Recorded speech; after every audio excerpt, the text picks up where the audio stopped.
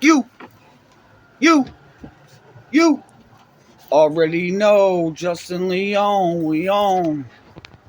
Yo, so someone just hit me and was like, yo, post more videos. And like I said, I was doing good for a while years ago until I met this chick. Now, this is going to be an update on a live I did. Now, I can't use my computer now because my Wi-Fi got shut off because all my money is going to fighting this case and keeping the lights on. But update because I said maybe I bring up why. The live is from nothing, what was it? From nothing to something or whatever in 30 months back to fucking nothing again. Or I gotta stop swearing. Back to nothing. If this ever gets monetized at some point. What do I need now? 100,000 or 1,000 subscribers, 500 subscribers. Maybe with the help of some people, I can get up there because I'd start making some more. But I'm gonna start just dropping videos, man. But for now, it's gonna be off of the phone. You already know Justin Leon. Hit the like, hit the subscribe if you want to. You know what I mean. Leave a comment. I'll reply. And maybe to help me out, hit my Cash App, man. $ Justin Leon 423. Maybe that way I could at least use my laptop. But either way, I don't care. I'm just as fine using the phone for now until I can get stuff popping. But it's kind of nicer to do it off of the laptop. At least it's a little bit more professional. And I actually had just bought a mic too. But again, Wi-Fi got shut off. But anyways, what I can say is, like, I wish I could go back and change this stuff, but again, I can't go on my computer, and it's a lot easier for me to use that to drag stuff over. But I forgot, what was it? Hustlers Chronicles. So whatever. I talked about meeting this chick on the last one. Like I said, go back. You know what I mean? If you want to know what this one's about, go to my live. At least watch that one, so that way at least you'll this will be the second half of it, part 2. Anyways, so I just spoke with my lawyer about a month ago. Like I said, I'm nothing to something, back to nothing again. I'm facing 15 years. I'm facing HTC, Armed Career Criminal. Like I said, I'll have to see I forget what videos. I think I got the one about me getting popped with my first gun, which was in 2004. I got 1 year Mando for that. I'm not sure if I got my 09 story up on there, but if I don't, like I said, I'm going to have to go over stuff. But in 09, actually it was 08, I was waiting actually, even though I was a felon at that time. That's a whole nother story too. I was supposed to be going on Operation Iraqi Freedom. They called me up. They didn't care. They're like, all right, so what? You're a felon. You got popped with a gun. No big deal. Let's stick you over here. You're Army infantry. But anyway, so in 09, 08, I got a distribution case. I bailed out. I caught. Unfortunately, I caught at nighttime to commit what was it, a felony, nighttime to commit a burglary, something like that. Bailed out for that, and then got hit up, and I got a possession with intent, school zone. Then they put me on 100 stacks bail. There was no way I was getting out. Whatever, I copped out to that. So I'll have to put that story up. Well, update now, right now. All right, let me go over it. I guess I'll go over it. Like I said, I get into the case. It's about almost a year ago now, September 27th, 2022. I'm running around. There's no denying. That's why I don't I spoke to my lawyer and stuff like that, because the way I'm fighting this case, I'm fighting it for a legal search and seizure. So months prior, now I'll back it up even a little bit more. Yeah, I might as well go back even a little bit more. But September 27th, I got popped. I got pulled over I got illegally searched. Uh, at the time, I mean, it's kind of dumb what I was. I mean, it's not really dumb because I know the laws now. I'm older. I'm like, I'm not doing anything wrong. License good, car's good, insurance is good. I was taking trips, so every bulb, license plate light bulb works. Like every time I left the house, I'm checking all my license stuff like that. And this night I'm going to see somebody. So I go see somebody, I pick them up, I bring them to see somebody else. We stop at the store, I get some change. Now mind you, I'm rolling around with I had like a shoulder bag. I had a shoulder bag that came across here, whatever. Zipper, whatever. It's where I used to keep my stuff. And I had my firearm in there. And now mind you, the bag goes from, you know what I mean, it's a shoulder bag. So it starts here, comes all the way down, you know what I mean, to my shit, you know what I mean, the bottom of my belly. So, whatever, you know, I'm riding around, I'm fully loaded, one in the chamber, 9mm, Smith & Wesson, the clip, I forgot which, I'll have to look at the receipt for it. And I could tell that story too of how I got it, but we'll just talk about this fateful night that's got me fighting the situation that I'm fighting. Like I said, I'm charged with possession of a firearm without an FID card. They're hitting me with distribution of heroin, possession of crack, possession of paraphernalia. And then again, it's if you have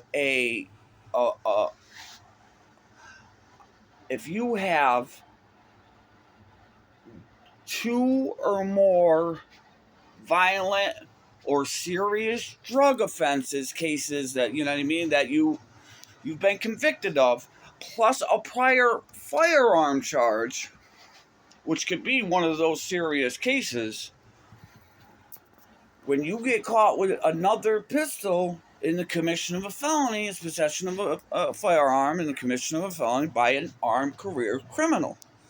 So now it takes a case that if I just got caught with this pistol, and which I'm trying to work it out, because some of these cases, which I'll get into, especially my drug cases, they were supposed to be getting wiped off my record, because even after I took a plea deal in Massachusetts, the drug lab, we'll just say not blew up, but they fired the workers there because they were switching in and out drugs, taking real drugs, putting fake drugs in, doing this, doing that. So everybody that has a case and their drugs went through whatever you want to call that lab for testing. Now that case can be wiped off your record, because now that evidence is tainted. Even though I did the time, maybe if I would have fought the case or took it to court a little bit longer, but I didn't know this was going on, I probably could have beat my cases. But now I can at least get them wiped off my record. But anyway, so right now I'm facing, because of this night, armed career criminal. So months prior to this, not that I knew, and I'm not even 100% sure because it hasn't come out yet who did this, but all right. I'll tell that after. So anyways, but months prior, well, no, I still got to tell that. So months prior, like I said, this is September, the last week of June or the first week of July 2022, a confidential informant was talking to the police, and they were talking about who sells drugs in the area, this, that, and the third. I'm not sure if they're from my town, or if they're from the town I live in now. It's not my town, I don't like it out here. Or if they're from the city I'm from, which is 45 minutes away. So I don't know if it came from over there or out here where I'm staying. But they're talking about who sells drugs in the area. Now, this person didn't say that I sold drugs, but they said that I rolled around with a firearm 24/7 strapped to my chest. So that came out in my paperwork. I didn't know that's why this kind of started. But like I said, September 27th, I'm riding around. I go see somebody, do what I got to do, give dude a ride. He went see somebody. I stop at the store, get some scratch tickets, chilling. I'm just going to go drive. I was sitting home.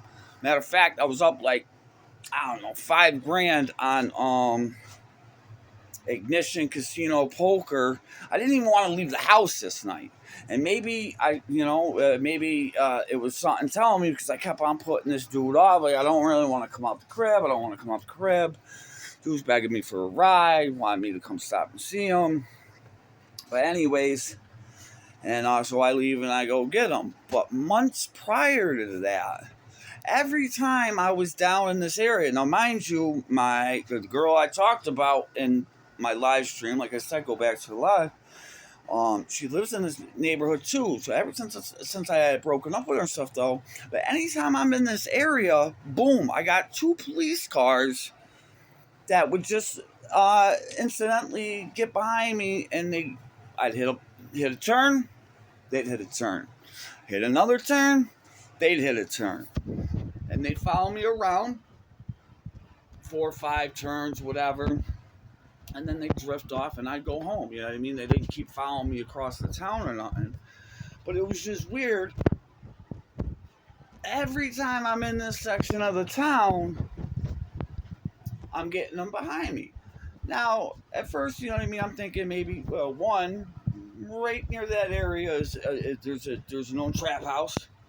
The person that was in it, it's actually in my paperwork.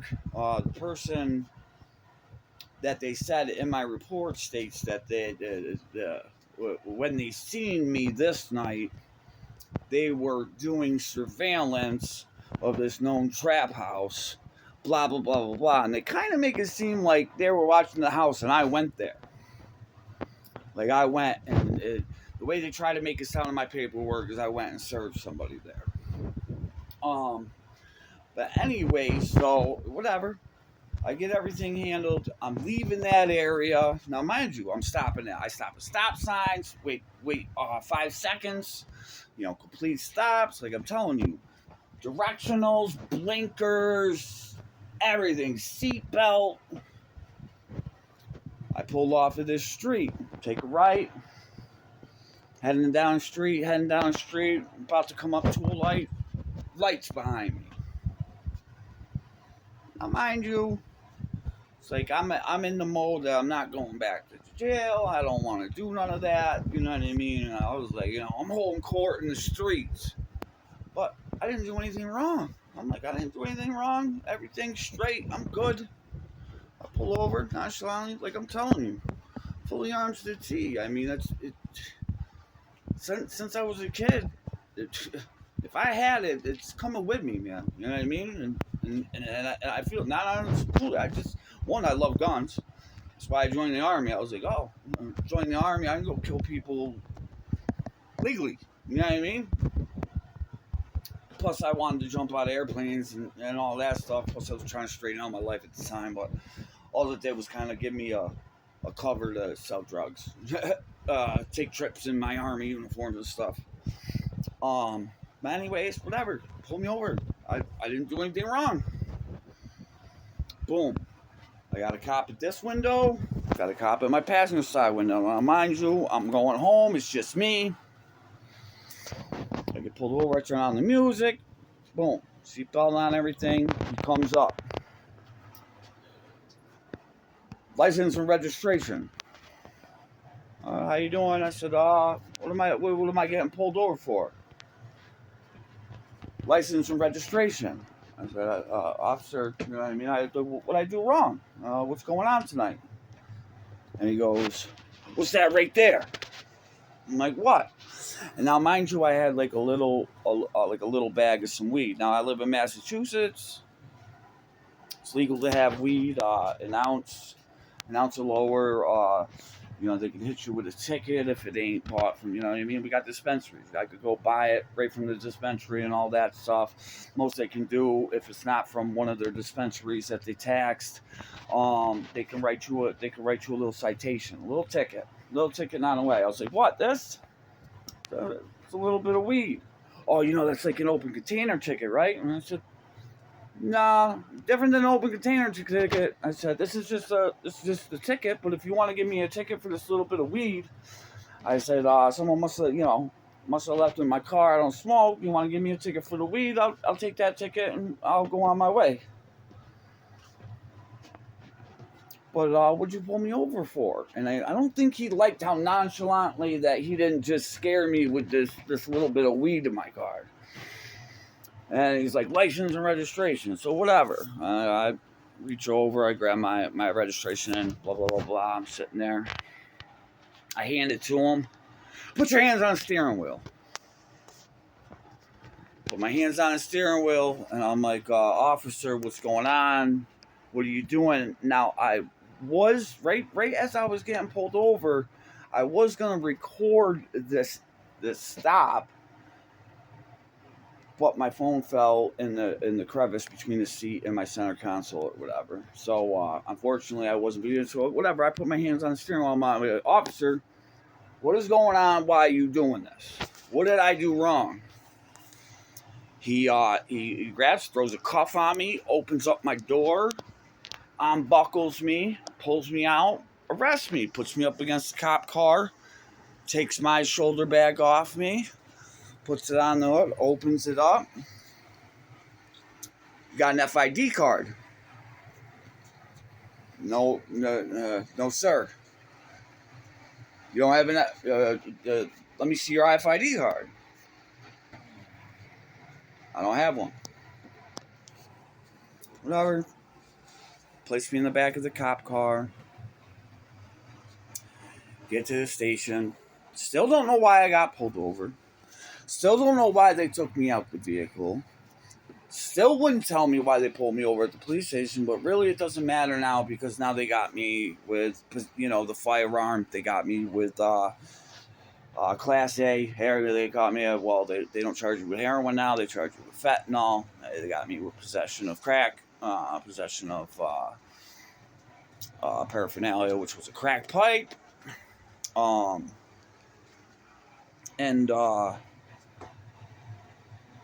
It really doesn't matter at this point. You know what I mean? Now, mind you, right out the bat, I know I wasn't making it out of the police station.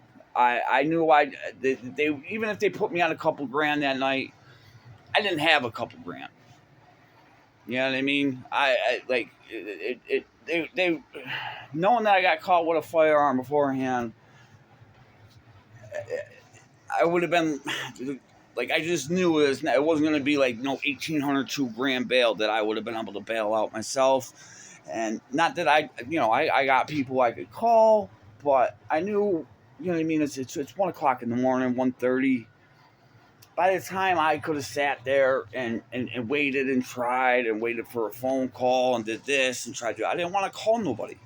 I don't want them listening to my phone calls. I don't want them being able to catch any numbers. I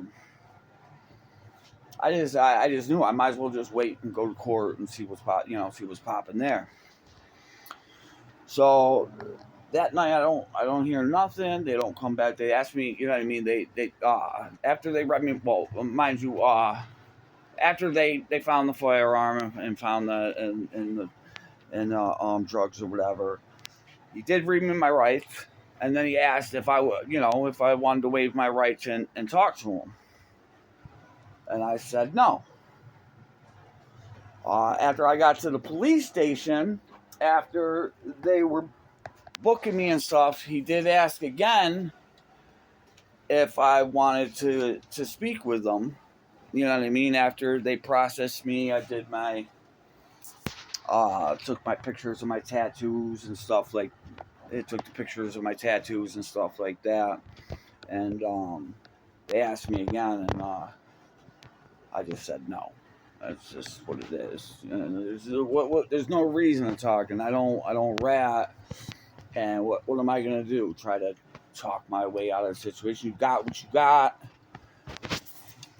You know what I mean? They got what they got. It just is what it is. You know what I mean? I'm not gonna slip up and even have a brief conversation with them. They falsify reports. I already know that I didn't do anything wrong unless they had a sale on me.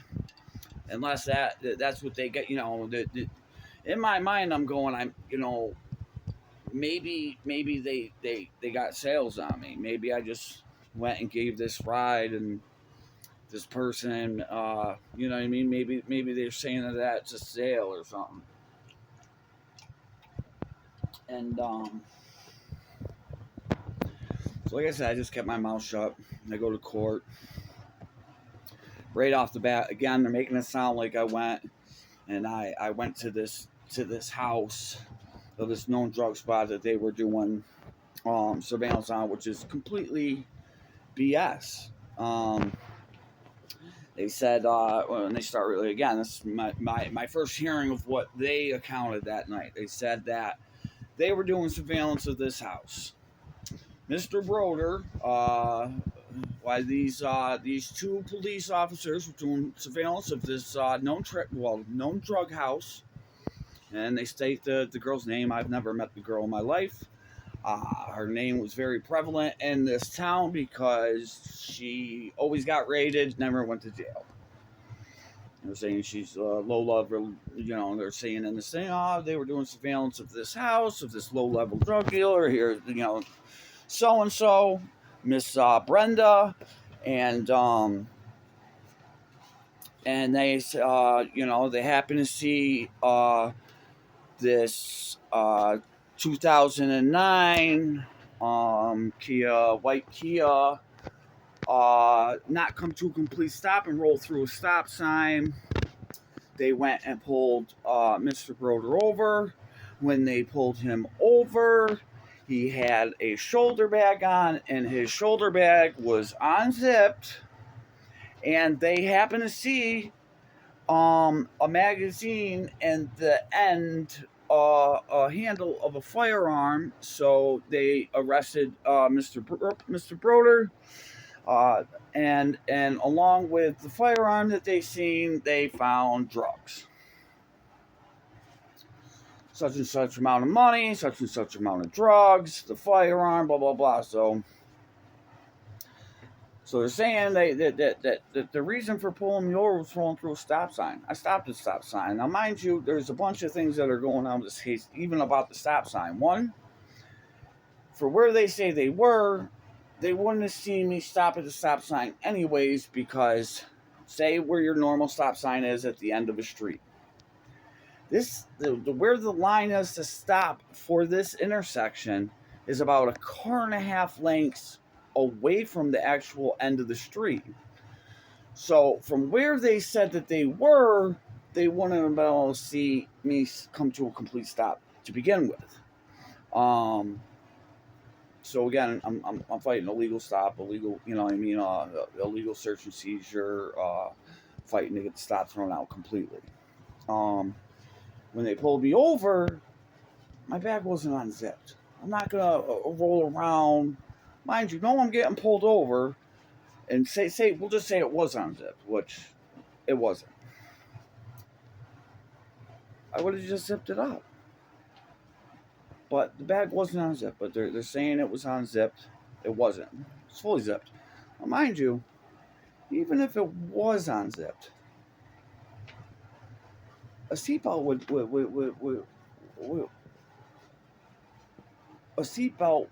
have kept my bag closed anyways, but it wasn't. The bag wasn't unzipped. So again, like I said, I'm fighting this case. Anyways, they're making it sound like on this, like, Mr. Broder, the firearm was found, and right underneath it was the drugs and the money. This firearm, most drug dealers like these shoulder bags to carry their firearm on them at the ready and accessible thing to defend their drugs and their money. And that, and it's just open, and they seen it, and all this stuff, and they're making me sound like this big bad guy, and because I got caught with a firearm. Now they did bail reform in my area in Massachusetts, like because the city I lived in that's 45 minutes away, um, that's where pretty much that's where the Superior Court is. The town I live over here, all they do is have a little district court, but Superior Court's in the city and all that. But they did a bail reform when our new DA came in, which is great bail reform. They're like, bail is to make sure that people come to court. It's not supposed to. She was about the inmate. Like, let's stop housing all these people for bails, giving them outrageous bails, this, that, and the third. They don't like the DA. So what the court system did to fight this DA? Now this DA is not a DA anymore. We got a new DA, and which is not good for me. Because, of course, new DAs change. We're going back to the way things used to be. We're going to start smoking people. But now what they do is they hold everybody dangerous, a dangerous hearing. So I get held with no bond, no bail that day. And they said a dangerous hearing. Now it was a Thursday when I got, well, it was actually Friday morning, but Friday morning is when I went to court. They set my dangerous hearing for Monday. I go to my dangerous hearing. The way that, like I said, around here, what they're doing, they're holding everybody dangerous. You could be at home with your wife. She could say you hit her. And you're getting held for 90 to 120 days dangerous if they want it.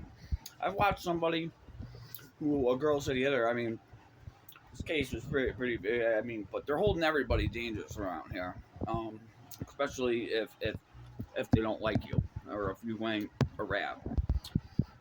You could get in a fight with your baby mother. She could say you put hands on her, not have any marks. And if they don't like you, they're getting 4 months out of you. It's a way to keep the jail populated. When COVID hit, they let a lot of people out, especially legalizing marijuana. They're not filling the jails up like they used to. Last time I went to this jail, last time I was in this jail when I was waiting for bail, and my distribution case and my possession with intent or whatever, there was like, for this area, I mean, it's not a huge area.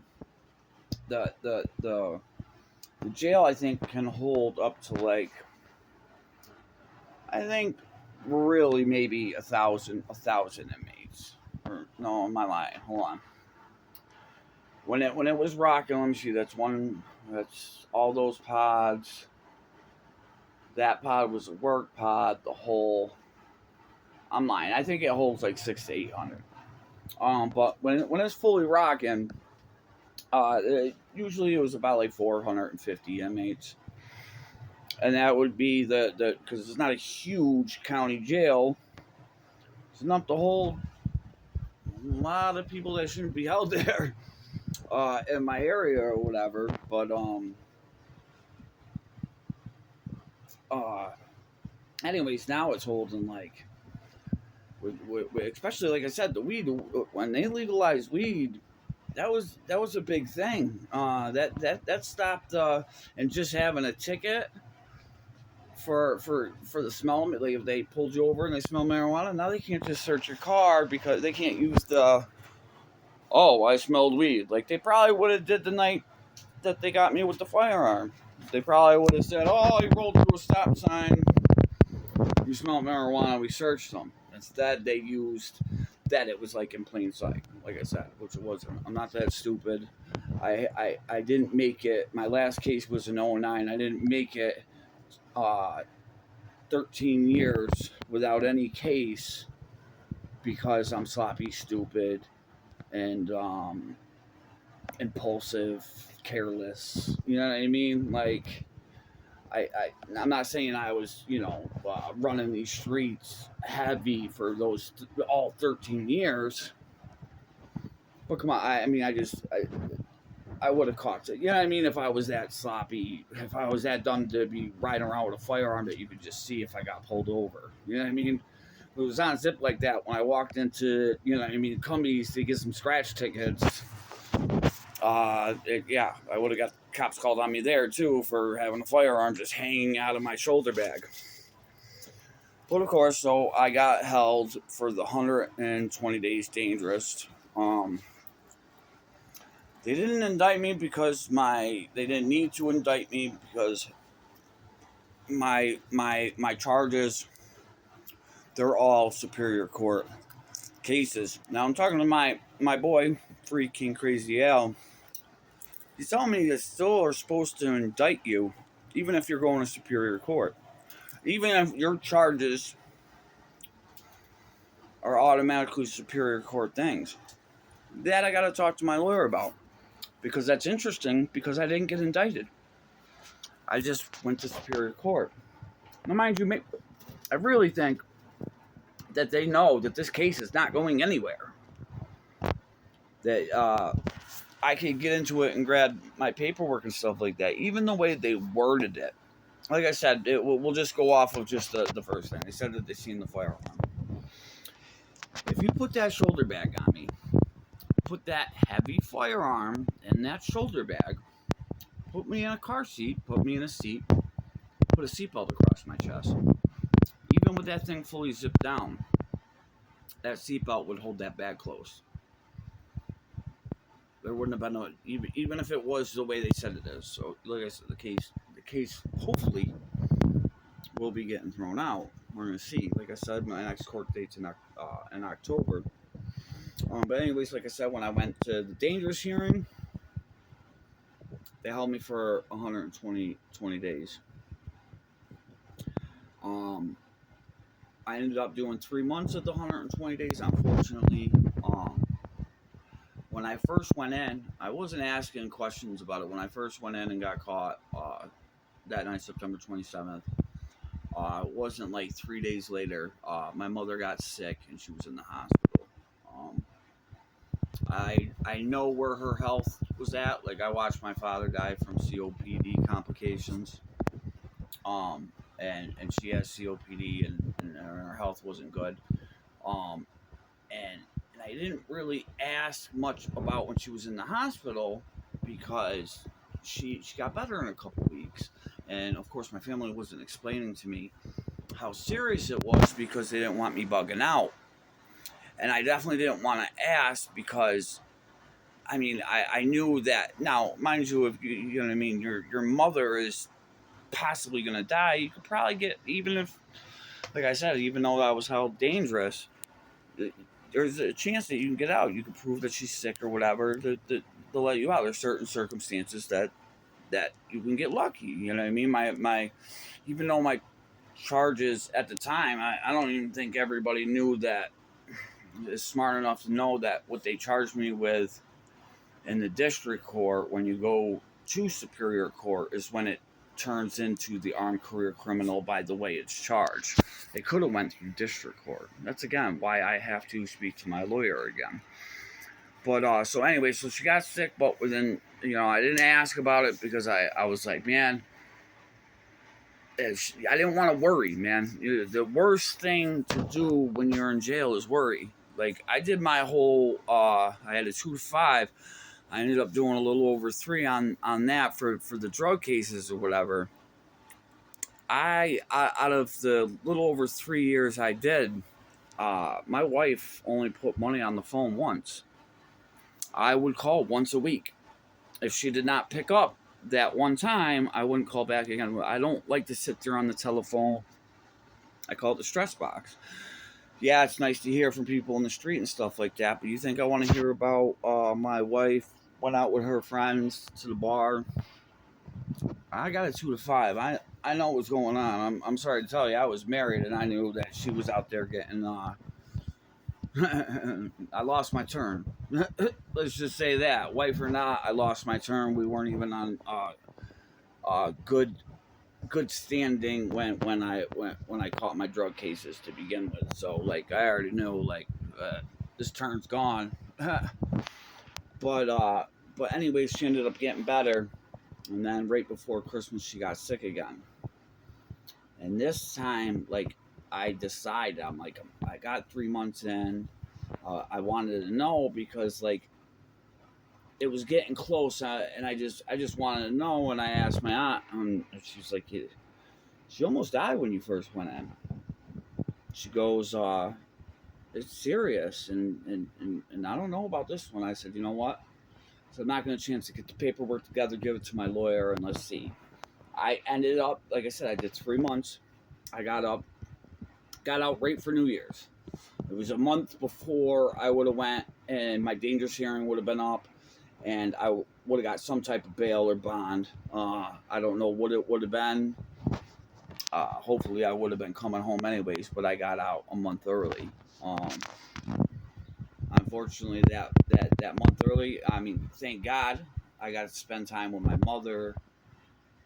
Like I said, I got out for New Year's, and that's a whole nother story. My birthday was March 27th of this year, and my mother unfortunately passed away on my birthday. She had been getting worse and worse and worse, and she had like a rough 4 or 5 days, and I finally called the ambulance on her. It was, I think it was the day or 2 days before my day before my birthday. It's March 26th, and she ended up passing away the next day on my birthday. Happy birthday to you. Um, So yeah, so that's the case I'm playing. I mean, they illegally pulled me over. They illegally searched me. This is my second time I'm getting caught with a handgun. This firearm was not stolen. Um, I'm not gonna. I guess I don't want. There's certain things I don't want to talk about besides what it's going to be talked about in court when I go either in October or whenever this thing is getting set for. I still got to talk to my lawyer again whether how she's filing this paperwork. If we might do something where I testified in front of the judge about how the stop happened and all that stuff to see if I can get this thrown out. I've never got granted a legal search or seizure and all that stuff, and I've never had a decent enough lawyer. Every time I've went to, not every time, but almost every court case I've ever had has been a public pretender, because even in my drug case, as soon as you get arrested, unless you got funds hidden, when they raid your house, they're taking your cars, they're taking your money, they take your drugs, they take everything. You know what I mean? So anytime I ever had a serious case, they got my money. And so I've always kind of been sank with public pretenders, but I got a good lawyer now, so I'm not really sure. I've never like I said, the only person I talked to about my case is my man King Crazy Al upstate doing he's actually there for armed career criminal. This was his third firearm though that he got caught with. Again, he's fighting his. He's only been down about almost 15. He got the 15 years Mando. He was on parole at the time, so they made him do his 2.5 years parole first, and then stuck his Mando. But he got some things put through, and he's saying he's coming home in 6 months. Hopefully he don't come home, and you know what I mean. I'm going in to go do my 15. But I don't know. The lawyer I have now is a good lawyer. She's young, she's cute, she's quirky, but she knows what she's doing, and she seems like not only, you know what I mean, does she seem like a good lawyer, she also seems like the type of girl that's just not going to get pushed over. I've seen some of her colleagues that she works with, and like she's not I don't know. It's hard to say about lawyers, but she's a young lawyer, and it looks like she's going to be making a name for herself because she's going to end up being. I'm just predicting that I just see her doing very well and moving up and being one of probably a very good criminal defense lawyer in my area because, um, all the ones that I knew back in the day when I did hire a lawyer, you know what I mean? They got older, man. They're not the defense lawyers they do. So obviously, no one's got to come up and make their bones. And that's what I see in this lawyer. So hopefully it goes well. But again, thank you. The name was kind of long, and I wasn't planning on doing a video tonight. So, but thank you to the person that said start dropping more videos. So I'm gonna start dropping more videos. I'm gonna go back to what I did like, and I called it Hustlers Chronicles, and that's kind of what this was to be. Like I said, I did a live because I had never done live before, so I did a live, and that's what the other video is under. Because I was gonna start doing videos again after I broke up with this chick. But I want to start, like, I'd like to have a YouTube, and I could definitely. I'm messed up in the game right now. Now, mind you, when my mother passed, I was just getting, like I said, I got out of jail, got on bail.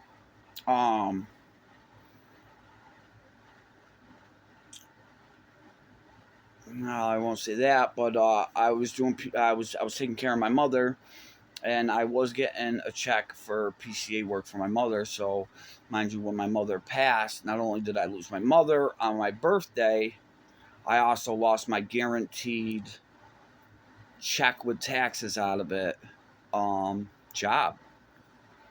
And around here, jobs aren't like I can get a job. I'm gonna try to get another job. I did have a job for a little while, but with the court cases, losing my mother and everything, working really wasn't on my mind. So I got to start doing something because I can't let everything snowball and just let everything go like I've been doing.